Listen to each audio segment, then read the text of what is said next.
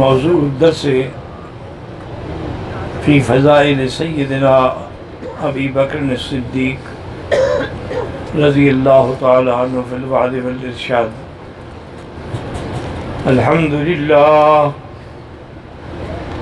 الحمد للہ وکفا والصلاة والسلام علی خاتم الانبیاء سیدنا وحبیبنا محمد المصطفى وعلى آلہ المجتبى. اما بعد فقد قال اللہ تبارک وتعالی فی القرآن المجید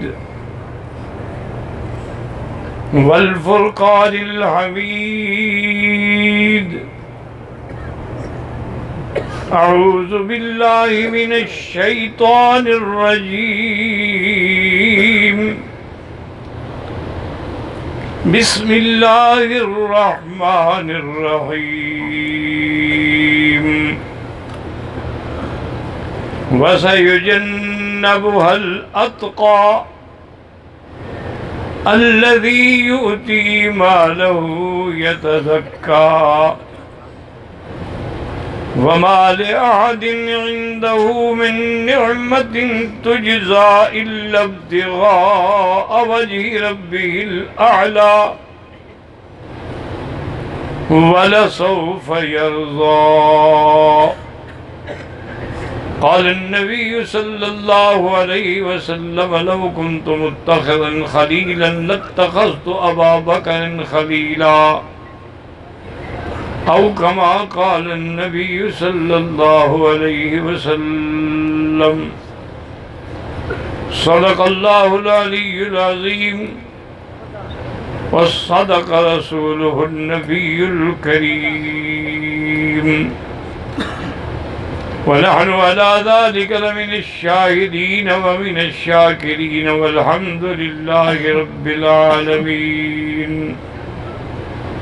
رب اشرح لي صدري ويسر لي أمري واحلل عقدة من لساني يفقهوا قولي. رب زدني علما. سبحانك لا علم لنا إلا ما علمتنا إنك أنت العليم الحكيم.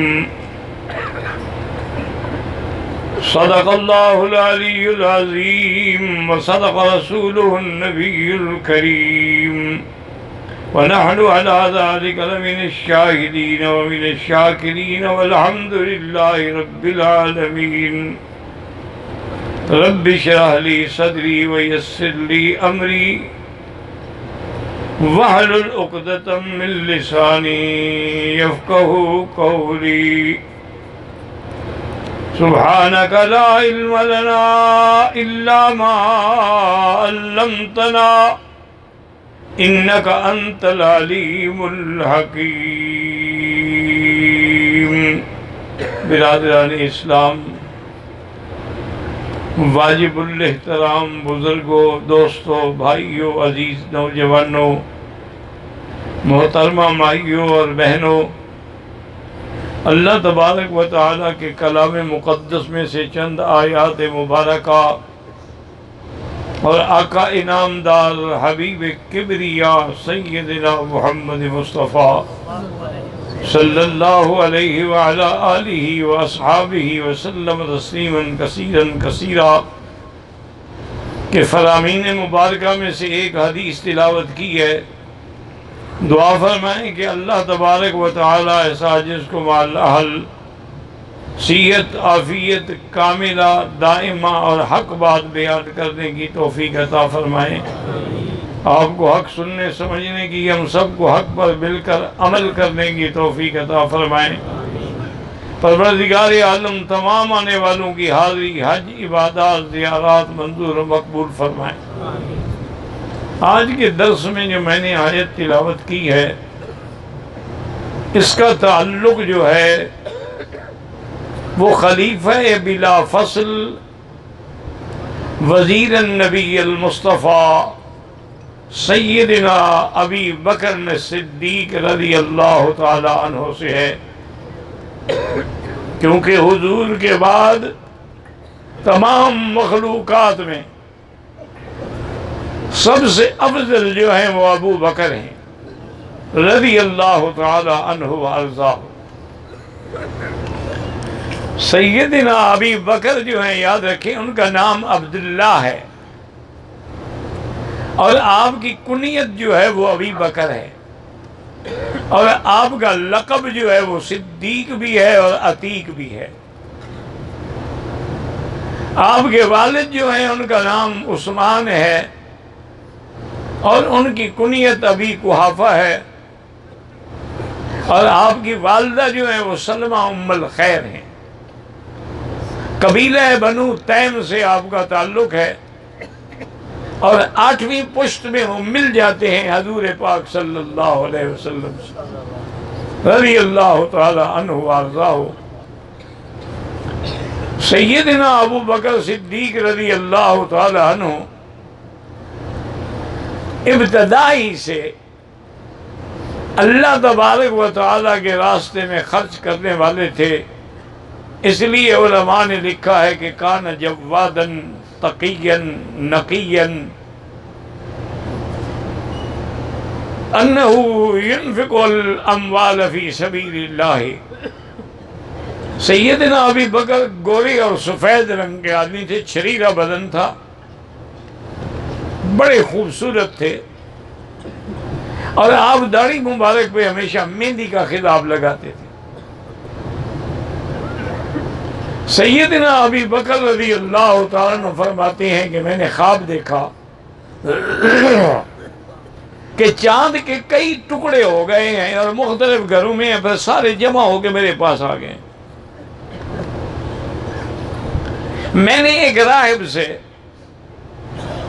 جو عیسائیت پر یقین رکھتا تھا اور ان کے مذہب کا ایک بہت بڑا یعنی عالم تھا، راہب تھا، اس کو جا کے خواب سنایا، تو اس نے کہا کہ بھائی آپ کا خواب مبارک ہو، ایک نبی آنے والے ہیں جو خاتم الانبیاء ہوں گے، اور آپ سب سے پہلے اسی پہ اسلام لائیں گے اور ان کے دین کو آپ دنیا میں پھیلانے کی کوشش کریں گے۔ کہتے ہیں میں سنتا رہا لیکن مجھے پتہ ہی نہیں تھا کہ کوئی نبی پیدا ہوں گے۔ پھر کہتے ہیں تجارت کے ذریعے سفر میں آپ کپڑے کے تاجر تھے، بہت بڑے تاجر تھے۔ فرماتے ہیں کہ میں تجارت کے سلسلے میں یمن گیا، وہاں ازدی عالم تھے بڑے مشہور، اتفاق سے وہ میرے سامنے آ گئے، مجھے کہا ٹھہرو۔ میں ٹھہر گیا، وہ کہنے لگے کہ انت من مکہ، تو مکے کے ہو؟ میں نے کہا ہاں بالکل۔ کہنا من قریش، قریش قبیلے کے ہو؟ میں نے کہا ہاں قریش سے۔ اور نے کہا اچھا تمہاری شاخ جو ہے بنو تیم ہے؟ میں نے کہا ہاں بنو تیم ہے۔ اور نے کہا اچھا بات یہ ہے کہ تم بے ادبی تو نہ سمجھو، میری مجبوری ہے کہ میں نے جو دیکھنا ہے تسلی کرنی ہے، اگر آپ مہربانی کر کے اپنا قمیص ذرا اوپر کریں۔ تو حضرت صدیق فرماتے ہیں کہ میں نے جب قمیص اوپر کیا تو میری ناف پہ اس نے ایک تل دیکھا، تو کہنے کا ہاں بالکل اب میری تصدیق ہو گئی، تم وہی ابو بکر ہو کہ اب نبی الخاتم کے آنے والا زمانہ ہے اور تم اس پر اسلام لاؤ گے سب سے پہلے، اور اس کے بعد تم خلیفہ بنو گے اس کے بلا فصل۔ کہتے میں نے سن لیا ہاں بھی ہوگا، ایسے ہوگا، لیکن مجھے کوئی سمجھ نہیں آ رہی تھی کہ یہ کیا مجھے بار بار خواب ایک نبی کے بارے میں آ رہے ہیں۔ اور حضرت ابی بکر رضی اللہ تعالی عنہ نے زمانے جاہلیت میں، حالانکہ اس وقت سرزمین عرب میں شراب اور شباب اور کباب اور زنا یہ تو فخر سمجھا جاتا تھا، یعنی لوگ مقابلہ کرتے تھے شراب پینے میں اور نعوذ باللہ زنا کرنے میں۔ لیکن ابو بکر جیسا خوبصورت آدمی، لیکن جوانی میں کبھی آپ نے نہ شراب پی، نہ کبھی جوا کھیلا، نہ کبھی کسی گندی مجلس میں گئے، اسی زمانہ جاہلیت میں آپ نے کبھی آنکھ اٹھا کے کسی غیر محرم عورت کو نہیں دیکھا، ہمیشہ اپنی نظروں کو پاک رکھا، اپنے عمل کو بھی پاک رکھا۔ اور اسی طرح یہ تاریخ کی مستند شہادت ہے کہ لم یسجد صنما قط، ابو بکر نے کبھی بت کو سجدہ نہیں کیا، یعنی زمانے جاہلیت میں، اسلام لانے سے قبل۔ اور آپ کے والد جو تھے ابی قحافہ، نام ان کا عثمان تھا، کنیت ابی قحافہ تھی، تو وہ بڑے بت پرست تھے۔ تو ایک دن ابو بکر کہتے ہیں کہ مجھے ابا پکڑ کے لے گئے اپنے اس خاص کمرے میں جہاں انہوں نے اپنا خدا رکھا ہوا تھا، اور جا کے اس کی عبادت کرتے تھے، چڑھاوے چڑھاتے تھے، اس پہ پھولوں کے ہار ڈالتے تھے، خوشبو لگاتے تھے، پھر باہر نکل کر بڑی بڑی خیراتیں کرتے تھے۔ مجھے لے گئے اور مجھے مجبور کیا کہ ابو بکر چلو میرے کہنے پر تو ایک دفعہ میرے خدا کے آگے تو جھک کے دیکھو اور مانگ کے دیکھو۔ میں نے کہا اچھا اباجان ٹھیک ہے آپ جائیں، میں بھی چاہتا ہوں کہ آج تنہائی میں آپ کے خدا سے باتیں کروں۔ حضرت ابی قحافہ جب چلے گئے، حضرت ابو بکر فرماتے ہیں میں نے دروازہ کھول کے دیکھا، تسلی کی کہ وہ چلے گئے گھر۔ میں آیا اور میں نے اس بت سے کہا دیکھو بات سنو، مجھے پیاس بھی لگی ہے، بھوک بھی لگی ہے، تم خدا ہو تو مجھے کھانا کھلاؤ۔ فرماتے ہیں بھلا بت نے کسی کو کیا کھانا کھلانا ہے، یا اس نے کیا میری بات سننی ہے، یا کیا جواب دینا ہے؟ یہ تو جب اللہ ناراض ہوتا ہے تو عقل پہ پردے پڑ جاتے ہیں کہ بندے اپنے ہاتھ سے دیوتا بناتے ہیں، اپنے ہاتھ سے بت بناتے ہیں، پھر اسی کو سجدہ کرتے ہیں، وہ بھگوان بن جاتا ہے۔ حضرت صدیق فرماتے ہیں کہ میں کمرے سے باہر نکلا، میں نے ایک اچھا خاصا بڑا وزنی پتھر ڈھونڈا، لے آیا اور اس کے سر پہ کھڑا ہوا۔ میں نے کہا دیکھو بات سنو، تم اگر خدا ہو تو اپنے آپ کی تو حفاظت کرو نا، کم از کم چلو بندوں کی حفاظت نہ کرو۔ میں نے پتھر مارا اور اس کو ریزہ ریزہ کر دیا، سنت ابراہیم تازہ کر دی، فجعلناہم جذاذا الا کبیرا۔ اور اس کے بعد میں دروازہ بند کر کے اس کمرے سے چلا گیا، چھپ گیا کہ والد ناراض ہوں گے۔ والد بڑے خوش کافی دیر کے بعد آئے کہ آج تو ابو بکر نے کمال کر دیا، میرے بھگوان کا اثر ہے کہ ابو بکر کو اس نے اپنی محبت میں گرفتار کر لیا ہے کہ ابھی تک وہ کمرے سے نہیں نکلے۔ جب آئے کمرہ کھولا دیکھا تو خدا تو ٹوٹا پھوٹا پڑا ہے۔ یعنی آدمی ایمان سے کہیں خدا کے حرم میں بیٹھے ہو، مسجد الحرام میں بیٹھے ہو، مولوی مکی مدنی کی بات کو چھوڑو، کیا تمہیں اللہ نے عقل نہیں دیا ہے کہ جو ٹوٹ پھوٹ جائیں وہ بھی حاجت روا اور مشکل کشا ہوتے ہیں؟ جن بتوں کو آدمی خود بنائے، میں نے خود ہانگ کانگ میں، قاضی طیب صاحب بھی میرے ساتھ تھے، تو جلسوں سے فارغ ہونے کے بعد میں نے کہا چلو آج مجھے کوئی بازار شدار دکھاؤ یار، تھوڑی موڑی شاپنگ واپنگ کریں۔ تو میں نے اپنی آنکھوں سے دیکھا ہے کہ پلاسٹک کے خدا بنے ہوئے، بڑے بھی چھوٹے بھی درمیانے بھی، اور ان کی وہ رسی ڈالی ہوئی ہے، خدا الٹے لٹکے ہوئے۔ جو خدا تم کو پسند ہو خرید لو، 10 روپے کا بھی ہے، 100 روپے کا بھی ہے، 1000 روپے کا بھی ہے۔ یعنی خدا بکتا ہے، مخلوق بیچتی ہے، اس کو رسی ڈال کے لپیٹ کے اور پھر اسی کو گھر میں سجا کے اس کے آگے ہاتھ باندھ کے اس کی پرارتھنا کرتی ہے، عبادت کرتی ہے۔ یہ ان کے روکوا نہیں، یہ اللہ کی ناراضگی کی علامت ہے۔ آپ نہیں دیکھتے کہ ہم اولیاء اللہ کو خود غسل دیتے ہیں، خود کفن دیتے ہیں، خود ان کی قبریں تیار کرتے ہیں، خود ان کو قبروں میں دفن کرتے ہیں، خود ان پر جنازے پڑھتے ہیں، خود ان پر مٹی ڈالتے ہیں۔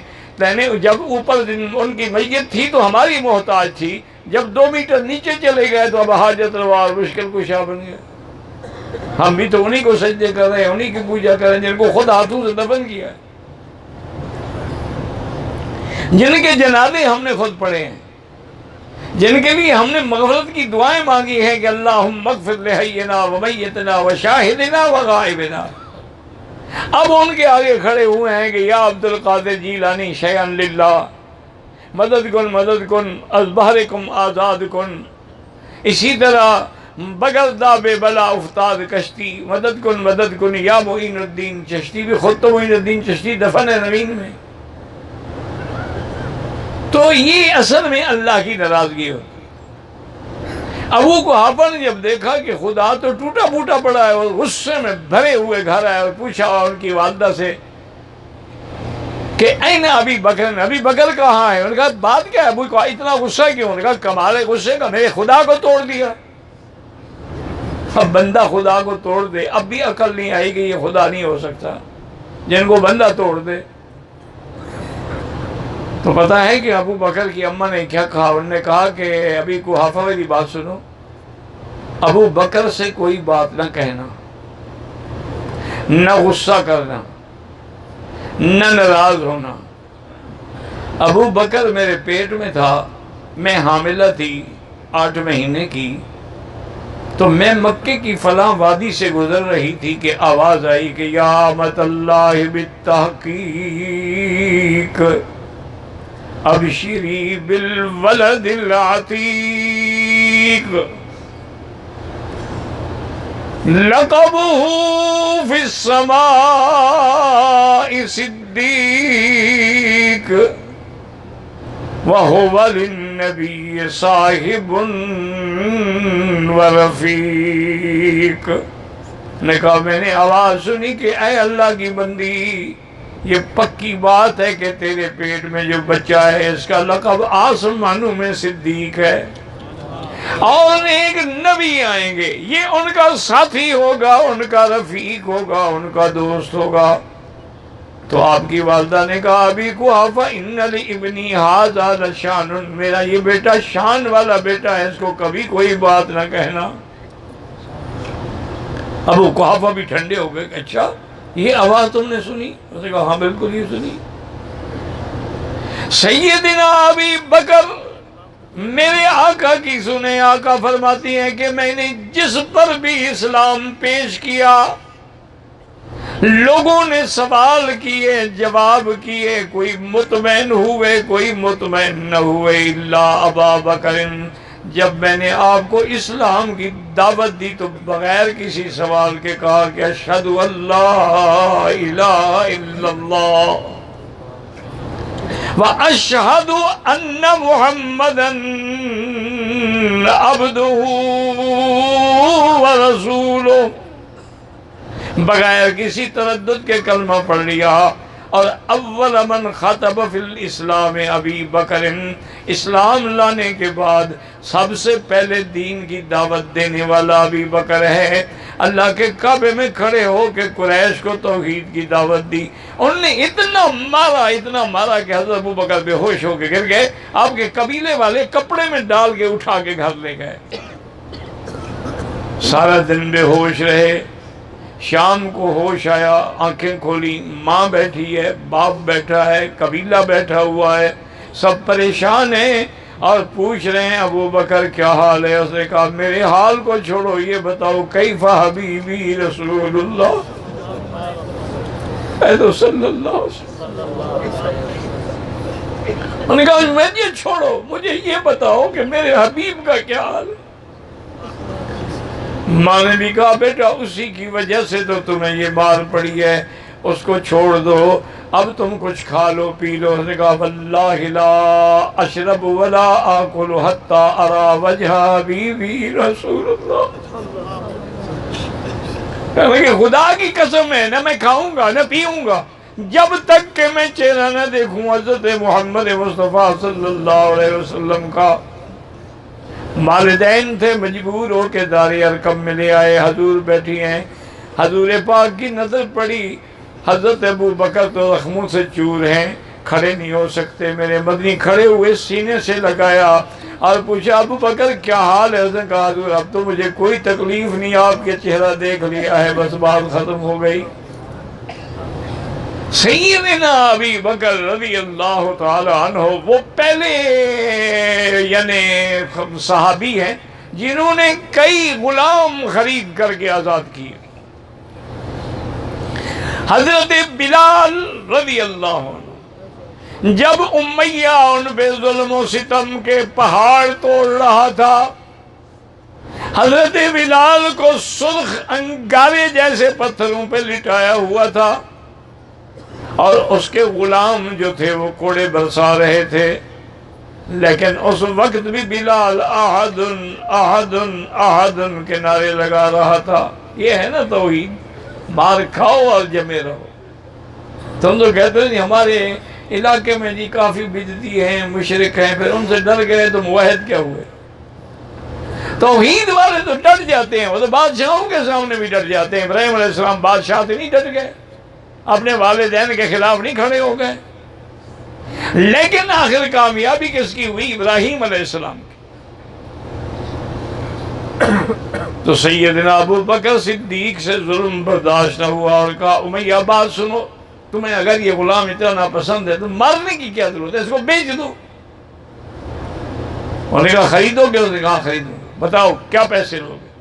اس نے کہا تمہارے پاس فلاں ایک غلام ہے، گورا خوبصورت ہے اور بڑی، اس کے پاس 2000 درہم بھی ہے، اگر وہ غلام مجھے دے دو اور 40 اوقیہ یعنی 40 چھٹانک سونا بھی دے دو تو میں بلال کو بیچوں گا۔ حضرت ابوبکر نے فرمایا مجھے یہ سودا منظور ہے۔ گھر جا کے اس غلام کو لے آئے، وہ غلام بھی کافر تھا، اس کو امیہ کے سپرد کیا، 40 اوقیہ سونا بھی لیا اور حضرت بلال کو پکڑ کے اپنے ساتھ لے آئے۔ امیہ مسکرا رہا ہے، کہتے ہیں دیکھو ابو بکر تو بڑا تاجر تھا لیکن آج بڑے گھاٹے کا سودا کیا، دیکھو ایک کالے غلام کو لے کے جا رہا ہے۔ حضرت ابو بکر نے سن لیا، انہوں نے فرمایا امیہ سنو، یہ کالا غلام نہیں ہے، یہ تو اتنے بڑے مقام کا آدمی ہے کہ شہنشاہیتیں اس پہ قربان۔ حضرت بلال رضی اللہ تعالیٰ عنہ کو آپ نے خرید کر کے آزاد کر دیا اور پھر حضرت محمد مدنی کی خدمت میں دے دیا۔ اور حضرت کا جو لقب ہے صدیق وہ کیسے ہوا؟ کیونکہ جب معراج کے بعد میرے مدنی واپس آئے، کافروں نے جھٹلایا، ابو جہل نے آ کے ابو بکر سے کہا کہ ما قال صاحب کا، تیرے پاک دوست نبی نے کیا کہا ہے کہ میں آسمانوں پہ گیا تھا، تم یہ بات مانتے ہو؟ اس نے کہا کہ اب ابو جہل لمبی چوڑی بات نہ کرو، مجھے یہ کہو حضور نے فرمایا؟ انہوں نے کہا بالکل۔ انہوں نے کہا انا اصدق، میں تصدیق کرتا ہوں۔ انہوں نے کہا اللہ کے بندے تصدیق کرتے ہو کہ ایک رات میں آپ معراج پہ ہو کے واپس آ گئے؟ انہوں نے کہا میں جبریل کو آتا جاتا مانتا ہوں تو میرا مدنی تو اس سے افضل ہے کروڑ درجے۔ اگر جبریل آسمانوں پہ جا سکتا ہے تو میرا مدنی کیوں نہیں جا سکتا ہے؟ اس لیے اللہ نے آپ کو صدیق کا لقب عطا فرمایا، والذی جاء بالصدق وصدق به اولئک هم المتقون۔ جاء بالصدق، جو سچ لایا، اس سے مراد کون ہے؟ محمد مصطفیٰ۔ وصدق به، اس سے مراد کون ہے؟ حضرت ابو بکر رضی اللہ تعالیٰ عنہ۔ تو اللہ نے قرآن میں آپ کو یہ لقب عطا فرمایا ہے۔ آپ حیران ہوں گے کہ کشف الغمہ شیعہ کی کتاب ہے، اس کے اندر بھی انہوں نے لکھا ہے کہ جاء بالصدق سے مراد محمد مصطفیٰ ہیں، وصدق به سے مراد ابو بکر صدیق رضی اللہ عنہ۔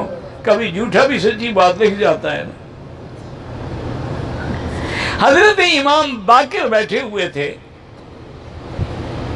ان کا ایک شاگرد تھا عروہ، وہ آیا، اس نے کہا حضرت ایک مسئلہ بتلائیں کہ کیا تلوار کا دستہ جو ہے جس سے پکڑتے ہیں اس پر سونے چاندی کا کام کرایا جا سکتا ہے؟ آپ نے فرمایا کہ ہاں جائز ہے۔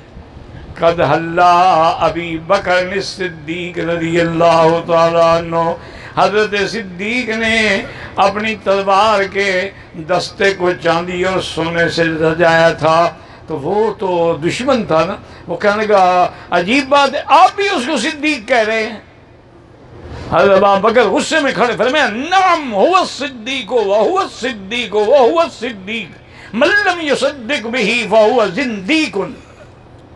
فرمایا وہ صدیق ہے، صدیق ہے، جو اس کو صدیق نہ مانے وہ زندیق ہے۔ یہ بھی کشف الغمہ شیعہ کی کتاب میں بھی لکھا ہوا ہے، ہماری کتاب میں تو خیر ہے ہی ہے۔ تو یہ لقب جو تھا اللہ تبارک و تعالی نے آسمانوں سے حضور صلی اللہ علیہ وسلم کی معراج والی رات پر تصدیق کرنے کے بعد فرمایا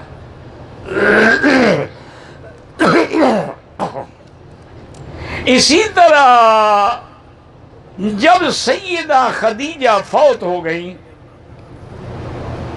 رضی اللہ تعالی عنہا، میرے مدنی پاک کی پہلی بیوی، اسی سے اندازہ لگا لیں کہ حضور پاک نے بیویاں جو رکھی ہیں، نکاح کیے ہیں، وہ کوئی نعوذ باللہ خواہشات نفس نہیں تھی، اللہ کا حکم تھا۔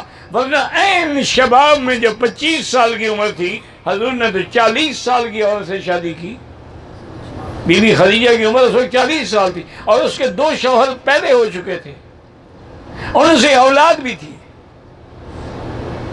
تو معلوم یہ ہوا کہ یہ شادی جو تھی وہ بھی اسلام کے لیے تھی، دین کے لیے تھی، کہ حضرت صدیقہ خدیجہ نے پھر اپنا سارا مال جو تھا وہ اللہ کے نبی پہ اور اسلام پہ لٹا دیا۔ اب جب سیدہ خدیجہ فوت ہو گئیں، بی بی خولہ آئی حضور کی خدمت میں، اور اس نے کہا کہ یا رسول اللہ، ابھی تو آپ شباب ہیں اور بی بی خدیجہ فوت ہو گئی ہیں، اب آپ اکیلے ہو گئے، میرا مشورہ ہے کہ آپ شادی فرما لیں۔ اور میں کہ شادی تو میں کرنا چاہتا ہوں، لیکن میرے پاس تو کچھ بھی نہیں ہے، نہ مال ہے، نہ مہر ہے، نہ دولت ہے۔ وہ تو خدیجہ کا مال تھا جو اللہ کے راستے میں لوٹا دیا۔ اور اس نے کہا حضور اگر آپ پسند فرمائیں تو میں ابو بکر کو جا کے پیغام دوں اس کی بیٹی عائشہ کے لیے۔ حضور نے فرمایا عجیب بات کرتی ہے خولہ، یہ کیسے بات کر رہی ہے؟ کنواری لڑکی ہے، وہ تو 9-10 سال کی لڑکی ہے، اور میری عمر اب تو زیادہ ہو گئی ہے، چونکہ 25 سال میں نے شادی کی، 13 سال آپ نے بی بی خدیجہ کے ساتھ گزارے، تقریباً 40 کے قریب حضور کی عمر ہو گئی۔ 40 کے بعد ہی تو نبوت ملی ہے۔ بی بی خولہ نے کہا حضور اس بات کو آپ چھوڑیں، مجھے صرف یہ بتائیں کہ اگر ابو بکر راضی ہو جائے تو آپ شادی کریں گے؟ انہوں نے کہا اللہ کی بندی، کون عائشہ سے شادی نہیں کرے گا؟ وہ تو صدیق کی بیٹی ہے۔ حضرت ابو بکر کے گھر میں بی بی خولہ آئی، اس نے پیغام دیا، اس نے کہا میں تو انتظار کر رہا ہوں کہ حضور فرمائیں، ورنہ میری تو تمنا ہی یہی ہے، میری زندگی میں 3 چیزیں مجھے پسند ہیں، کہ النظر الی وجہ رسول اللہ، کہ میری آنکھیں ہوں اور محمد مدنی کا چہرہ ہو، والبنت فی بیت رسول اللہ، میری بیٹی ہو اور حضور کا گھر ہو، والمال فی سبیل اللہ علی ید رسول اللہ، مال دولت میری ہو اور خرچ محمد مصطفیٰ کریں۔ انہوں نے کہا میں تو چاہتا ہوں۔ حضرت ابو بکر صدیق نے بڑی خوشی سے حضور کا نکاح کر دیا۔ اچھا اللہ کی شان دیکھیں، جب حضور مدینہ شریف آ گئے تو حضرت ابو بکر نے آ کے خود کہا کہ یا رسول اللہ، اپنی بیوی کو آپ گھر کیوں نہیں لے جاتے؟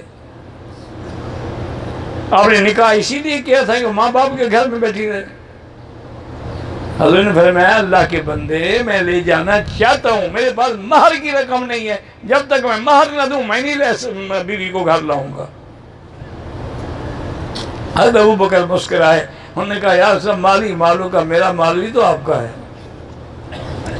یہ لے مہر کے پیسے۔ تو بیٹی بھی دی اور مہر کے پیسے بھی ابو بکر نے دیے رضی اللہ تعالی عنہ وارضاہ ہو۔ تو یہ مقام جس کو ملتا ہے، ملنا ہو مل جاتا ہے۔ ایک دن بی بی عائشہ نے بڑا عجیب سوال کیا، انہوں نے کہا کہ یا رسول اللہ، میں رات کو کبھی کبھی آسمان پہ ستارے چمکتے ہوئے دیکھتی ہوں تو میں سوچتی ہوں آپ کی امت میں کوئی ایسا بندہ بھی ہوگا جس کی اتنی نیکیاں ہوں جتنے ستارے ہیں؟ حضور نے فرمایا ہاں۔ فرمایا کون؟ فرمایا عمر، اس کی اتنی نیکیاں ہیں جتنی آسمان پہ ستارے ہیں۔ بی بی کہتی ہے میں حیران ہوگی، میں نے کہا حضرت پھر میرے ابے کی نیکیوں کا کیا بنے گا؟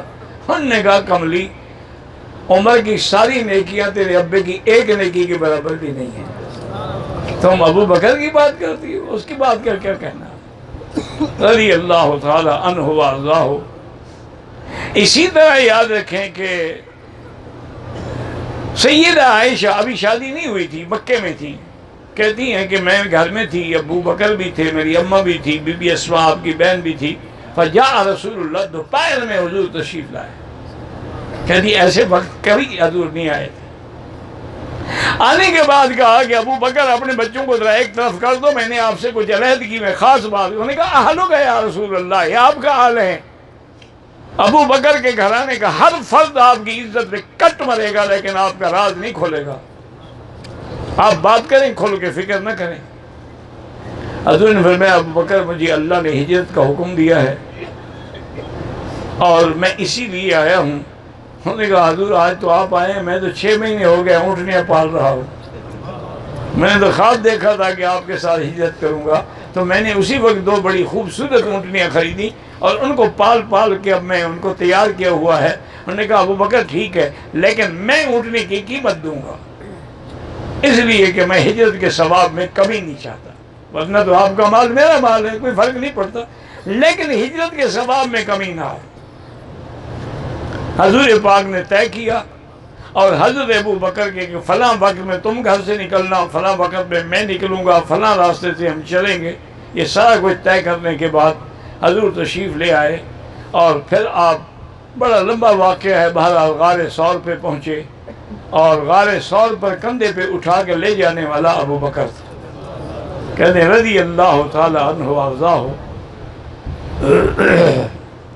اسی لیے جب حضرت ابو بکر اندر گئے تو آپ کا سارا گھرانہ جو ہے وہ حضور کی خدمت میں لگا ہوا تھا. آپ کا بیٹا اور آپ کا غلام عامر ابن فہیرہ صبح کو بکریاں لے آتے، چراتے چراتے چراتے غار ثور کے قریب پہاڑ کے پاس چلے جاتے، وہاں دودھ نکالتے، دودھ پہنچاتے، بی بی اسما کھانا لے آتی، حضور کو کھانا پہنچایا جاتا. تو سارا گھرانہ ابو بکر کا حضور کی خدمت میں لگا ہوا تھا. علماء نے بڑی ایک عجیب بات لکھی. انہوں نے کہا دنیا میں 2 ہی تو راتیں ہیں، ایک ہجرت کی رات ہے، ایک معراج کی رات، لیکن دونوں میں فرق ہے. معراج کی رات جبریل حضور کے پاس آئے، ہجرت کی رات محمد مصطفیٰ ابو بکر کے پاس گئے. معراج کی رات جبریل نے سدرۃ المنتہا پہ ساتھ چھوڑ دیا، ابو بکر نے قبر تک بھی ساتھ نہیں چھوڑا. انہوں نے کہا دونوں راتوں میں موازنہ کریں کہ کس کا مقام زیادہ بلند ہے. کافر ڈھونڈتے ڈھونڈتے پہاڑ پہ پہنچے تو درس سے ان کے قدم بھی نظر آئے. حضرت ابو بکر گھبرانے لگے تو اللہ کے نبی نے فرمایا کیوں گھبرا رہے ہو؟ انہوں نے کہا حضور میں اپنے لیے تو نہیں گھبرا رہا، دشمن اگر اوپر آ گئے ہیں، اگر نیچے دیکھ لیا نعوذ باللہ تو پھر ہمارے ساتھ اور آپ کو تکلیفیں نہ. ما ظن کبھی اس نہیں اللہ ثالثہما. ابو بکر تمہارا کیا گمان ہے کہ جن دونوں کے ساتھ اللہ ہو اس کا کوئی کیا بگاڑ سکتا ہے؟ اللہ نے قرآن نازل کیا اسی غار ثور میں، اذ اخرجہ الذین کفروا ثانی اثنین اذ ہما فی الغار اذ یقول لصاحبہ لا تحزن ان اللہ معنا. اللہ نے قرآن اتارا ثانی اثنین، یہ نہیں فرمایا بے اثنین، حالانکہ یہ منصوب مدد خافض کے ساتھ ہے، لیکن مقصد یہ تھا کہ ثانی اثنین گویا ابو بکر کا لقب بن گیا قرآن میں. اذ یقول لصاحبہ، صحبت صدیق بھی قرآن میں نص آ گئی. اس لیے علماء کہتے ہیں کہ ابو بکر کی کوئی صحبت کا انکار کرے تو وہ کافر ہے، چونکہ وہ قرآن کا منکر ہے. اذ یقول لصاحبہ لا تحزن ان اللہ معنا. اللہ کے نبی نے فرمایا ابو بکر کوئی غم نہ کر، اللہ ہم دونوں کے ساتھ ہے. دیکھیں یہ فرق ہے میرے مدنی میں اور موسیٰ علیہ السلام نے. انہوں نے کہا تھا ان معی ربی، میرا رب میرے ساتھ ہے. میرے مدنی نے فرمایا نہیں میرے ساتھ نہیں، ہم دونوں کے ساتھ. لا تحزن ان اللہ معنا. اور یہ ساتھ ہونے کا معنی کیا ہے؟ معیت نصرت ہے کہ اللہ کی مدد ہمارے ساتھ ہے. تو اب جناب 3 راتیں گزارنے کے بعد اونٹنیاں لے آئے عامر ابن فہیرہ۔ اب حضور ایک اونٹنی پہ حضور ہیں، پیچھے ابو بکر ہیں، دوسری اونٹنی پہ عامر ابن فہیرہ آپ کا غلام ہے، اور ساتھ عبداللہ ابن اریکت ہے جو راستہ دکھلانے والا ہے۔ یہ حضور پاک چلے، جب رابق کے قریب آپ تشریف لے گئے تو فبکا رسول اللہ صلی اللہ علیہ وسلم، حضور رونے لگ گئے۔ حضرت ابو بکر نے پوچھا ما یبکیک یا رسول اللہ، کیوں رو رہے ہیں؟ فرمایا مکے کی سڑک مجھے نظر آئی تو مجھے مکہ یاد آ گیا، میں مکے کی جدائی میں رو رہا ہوں۔ اللہ نے اسی وقت قرآن نازل کیا، ان الذی فرض علیک القرآن لرادک الی معاد۔ محمد مدنی، جس رب نے تجھ پہ قرآن اتارا ہے اس کا وعدہ ہے کہ تمہیں پھر مکے میں ہم شام سے لائیں گے، آپ غم نہ کریں۔ اور یہ واقعہ بھی وہی پیش آیا کہ جا رہے تھے کہ سراقہ بن مالک آپ کو پکڑنے کے لیے آیا، جب قریب آیا تو اس کے گھوڑے کے پاؤں زمین میں دھنس گئے، اس نے پکارا کہ مہربانی کریں مجھے معافی دے دیں، میں آپ کو اب نہیں پکڑوں گا۔ تو وہ قریب آیا اور حضور پاک سے کہا حضور میں واقعی آپ کو پکڑنے کے لیے آیا تھا، لیکن مجھے یقین ہو گیا آپ اللہ کے سچے نبی ہیں، مکے والے آپ کو کچھ نہیں بگاڑ سکتے ہیں۔ حضور نے فرمایا اچھا سراقہ دیکھو بات سنو، اور اس نے کہا کہ حضور میں یہ بھی وعدہ کرتا ہوں کہ صرف میں نہیں، اس راستے میں کوئی بھی آپ کے پیچھے آئے گا میں سب کو پیچھے واپس کر دوں گا۔ 200 اونٹ رکھے تھے کفار نے پکڑنے کے لیے۔ حضور نے فرمایا سراقہ میں بھی تمہیں خوشخبری دیتا ہوں، ایک وقت ہوگا کسرا بادشاہ کے کنگن ہوں گے اور تیرے ہاتھ میں۔ سراقہ کہتے ہیں بڑا حیران ہوا کہ جو آدمی اپنی جان بچانے کے لیے مکے سے ہجرت کرے، مجھے کسرا کی بادشاہی فتح ہونے کی خبر دے رہے ہیں، کہ انہوں نے کہا ٹھیک ہے جی۔ ابھی آپ راستے میں تھے کہ بریدہ اسلمی، وہ بھی 70 سواروں کے ساتھ حضور کو پکڑنے کے لیے نکلا تھا، لیکن جب آیا اور حضور کے چہرے پہ نظر پڑی تو کہا اشہد ان لا الہ الا اللہ واشہد ان محمد رسول اللہ۔ وہ 70 کا 70 مسلمان ہو گیا۔ اللہ نہیں چاہتے تھے کہ مدینے میں اکیلا محمد مصطفیٰ جائے، آپ کے جل میں خادم ہی تو ہوں۔ تو یہ ہجرت کی رات جو ہے، اس میں یہ ساری صحبت اور ساری خدمت اور ساری جان نثاری جو ہے وہ حضرت ابو بکر رضی اللہ تعالیٰ عنہ کو ملی ہے۔ اس لیے حضرت عمر کہا کرتے تھے کہ اگر ابو بکر مجھے وہ ہجرت والی ایک رات دے دے تو میں ساری زندگی کی نیکیاں دینے کے لیے تیار ہوں۔